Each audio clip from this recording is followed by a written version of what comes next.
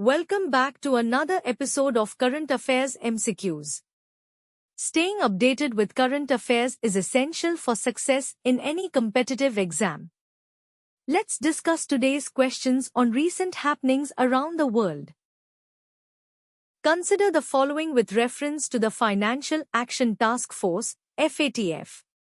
1. FATF conducts mutual evaluations to assess member countries' compliance with its standards. 2. FATF maintains a grey list only, while black list is maintained by IMF, which assesses risk levels of countries. 3. FATF has the authority to impose economic sanctions directly on non-compliant countries. How many of the above are correct? A. Only 1, B. Only 2, C. All 3, D. None. Answer A. 1 only. Statement 1 is correct.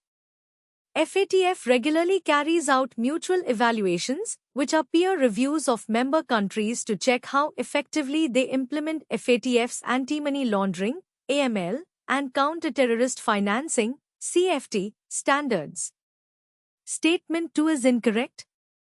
The grey list includes countries with strategic deficiencies but which have committed to address them. Statement 3 is incorrect. FATF does not have the power to impose economic sanctions directly. Instead, it influences international financial institutions, countries, and organizations through its lists and recommendations. Which of the following statements is true about the contents of landfills? A. Landfills only contain industrial hazardous waste. B. Landfills hold both residential and commercial waste, including organic material. C. Only recyclable materials are sent to landfills. D. Landfills are used only for plastic and metal packaging. Answer B. Landfills are designed to dispose of solid waste from both residential, households, and commercial, businesses, markets, etc. sources. The majority of household waste found in landfills is organic material, such as food scraps, paper, cardboard, and wood.